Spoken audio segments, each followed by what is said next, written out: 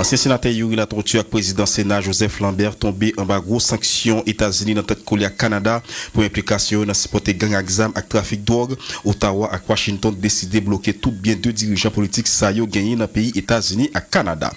Une série de décisions président Sénat a jeté bien loin Joseph Lambert qui fait qu'on est libre attaquer Canada en justice qualifié sanctions ça de manœuvre politique. Bonsoir pour nous tous. Bienvenue dans développement premier parti journal là et ancien sénateur Yuri Latortue et puis actuel président Sénat Joseph Lambert tombé en bas gros sanctions pays États-Unis dans tête collée à Canada pour implication yo dans supporter gang exam et puis trafic drogue dans pays. Ottawa et Washington décidé de bloquer tout bien dirigeants politiques ça yo gagné dans pays États-Unis à Canada. Et une série de décisions président Sénat vous jeter bien loin les fait Joseph Lambert qui fait qu'on est libre attaquer Canada en justice de qualifier sanctions ça yo de manœuvre politique. Le gouvernement canadien impose de nouvelles sanctions à deux politiciens haïtiens, en collaboration avec les États-Unis. Le président du Sénat haïtien Joseph Lambert et l'ancien président du Sénat Yuri Latortue sont visés par ces sanctions, en réponse à la conduite inacceptable de ces politiciens, qui apportent un soutien financier et opérationnel illicite à des gangs armés, selon les agences de renseignement du Canada et des États-Unis. Les transactions avec ces deux politiciens seront interdites, ce qui aura pour effet de geler tout avoir qu'ils peuvent détenir au Canada comme aux États-Unis, selon le bureau de la ministre des Affaires étrangères, Mélanie Joly. Ottawa et Washington tentent de déstabiliser ce qu'ils appellent l'élite politique haïtienne qui, selon eux, soutient et finance les gangs de rue. Le gouvernement canadien impose de nouvelles sanctions à deux politiciens haïtiens, en collaboration avec les États-Unis. Le président du Sénat haïtien Joseph Lambert et l'ancien président du Sénat Yuri Latortue sont visés par ces sanctions, en réponse à la conduite Joseph Lambert inacceptable de ces politiciens, qui apportent un soutien financier et opérationnel illicite à des gangs armés, selon les agences de renseignement du Canada et des États-Unis. Les transactions avec ces deux politiciens seront interdites, ce qui aura pour effet de geler tout avoir qu'ils peuvent détenir au Canada comme aux États-Unis, selon le bureau de la ministre des Affaires étrangères, Mélanie Joly. Ottawa et Washington tentent de déstabiliser ce qu'ils appellent l'élite politique haïtienne qui, selon eux, soutient et finance les gangs de rue. Mais pour le moment, les gouvernements canadiens et américains ne sont pas en mesure de dire si les deux politiciens haïtiens visés par ces sanctions ont des biens ou des avoirs qui pourraient être visés dans ces deux pays. La plus grande diaspora haïtienne est à Miami et à Montréal, indique une source gouvernementale, qui souligne que la possibilité de liens économiques est importante. Depuis septembre, des gangs de rue contrôlent l'accès aux denrées essentielles comme l'eau, la nourriture et le pétrole. Plus tôt cette semaine, la police nationale haïtienne a repris en partie le contrôle au terminal portuaire de Vareux, à Port-au-Prince, une infrastructure névralgique pour le pays, notamment à l'aide de véhicules blindés envoyés par le Canada en octobre. Les Américains souhaitent une implication substantielle du Canada en Haïti et lui demandent de prendre un rôle de leadership dans une possible force d'intervention internationale pour stabiliser le pays. Le Canada préconise pour le moment la patience, afin d'évaluer la situation sur le terrain et pour s'assurer que toute force de stabilisation ne sera pas mal accueillie par la population comme étant de l'ingérence extérieure coloniale dans les affaires haïtiennes. Une équipe d'évaluation canadienne revient tout juste d'Haïti, où elle a pris connaissance de la situation sécuritaire et humanitaire. Elle a présenté son rapport au ministre responsable lors d'une rencontre du groupe d'intervention en cas d'incident, plus tôt cette semaine. Source: ici Radio-Canada.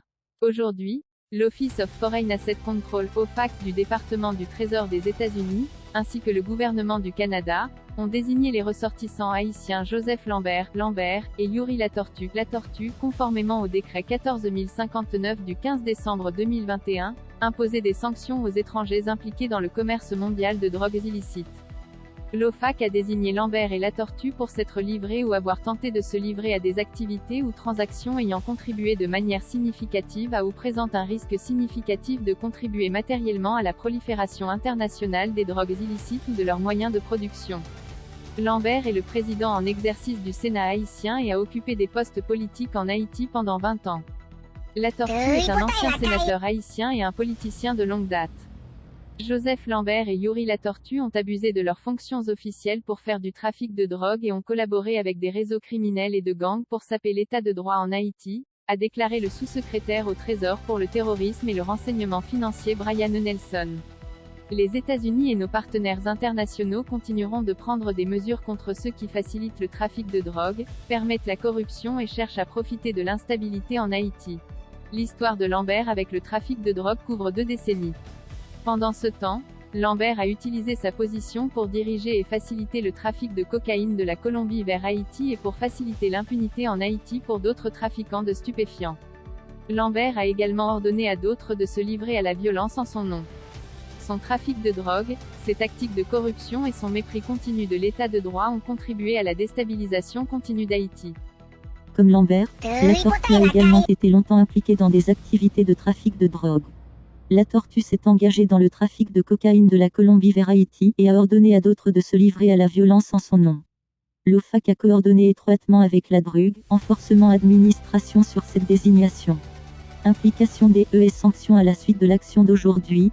Tous les biens et intérêts dans les biens des personnes désignées qui se trouvent aux États-Unis ou en possession ou sous le contrôle de personnes américaines doivent être bloqués et signalés à l'OFAC. En outre, toutes les entités détenues, directement ou indirectement, à 50% ou plus par une ou plusieurs personnes bloquées sont également bloquées. Les réglementations de l'OFAC interdisent généralement toutes les transactions par des personnes américaines ou à l'intérieur des États-Unis, y compris les transactions transitant par les États-Unis, qui impliquent des biens ou des intérêts dans des biens de personnes désignées ou autrement bloquées. De plus, les personnes qui s'engagent dans certaines transactions avec les personnes désignées aujourd'hui peuvent elles-mêmes s'exposer à des sanctions ou faire l'objet d'une action en justice. De plus, à moins qu'une exception ne s'applique, toute institution financière étrangère qui facilite sciemment une transaction importante ou fournit des services financiers importants aux personnes désignées aujourd'hui pourrait faire l'objet de sanctions américaines. Le pouvoir et l'intégrité des sanctions de l'OFAC découlent non seulement de la capacité de l'OFAC à désigner et à ajouter des personnes à la liste des ressortissants spécialement désignés et des personnes bloquées liste SDN, mais aussi de sa volonté de retirer des personnes de la liste SDN conformément à la loi.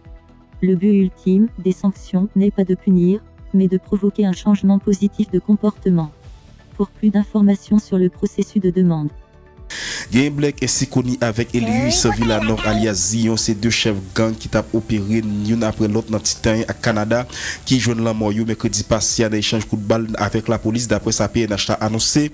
Et Black est connu t'est installé dans pas trop longtemps dans tête d'un gang qui est et Basli dans sous matelas d'après la police qui précisait Tonton Nord est connu qui t'a un membre influent dans gang et qui dans Canara Jeff a pas dirigé mais Tonton ainsi connaît les mêmes tout jeune arrestation pendant opération ça concernant Elius Villanor alias Zion qui était numéro 2 gang Canaran. La police joigne un fusil calibre 12 qui était dans mail chef gang ça et la police t'a cherché et pour implication présumée dans assassinat policier Henri Marc Milans aka un agent Bessap Toussaint Roger li participer tout dans attaque exam contre Radio Zenith FM toujours d'après PNH.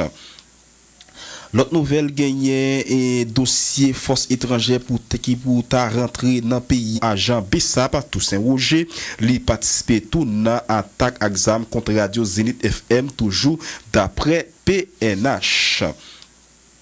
L'autre nouvelle gagnée et dossier force étrangère pour ta rentrée dans pays agent Bessap Toussaint Roger li participer tout dans attaque exam contre Radio Zenith FM toujours d'après PNH. L'autre nouvelle gagnée et dossier force étrangère pour ta rentrée dans pays émission ONU dans pays faut gagner une solution haïtienne qui prend dans l'idée pour retirer pays crise là d'après ancien ministre Paul Moni qui est dans micro Jean-Christophe Prophète. Le gouvernement d'abord ne gouverne pas. Bon, puisque le pape gouverner, il demande intervention des forces étrangères. Ça me capable de dire. Nous faisons expérience avec la présence des forces étrangères dans ce pays. Depuis le début de ce siècle,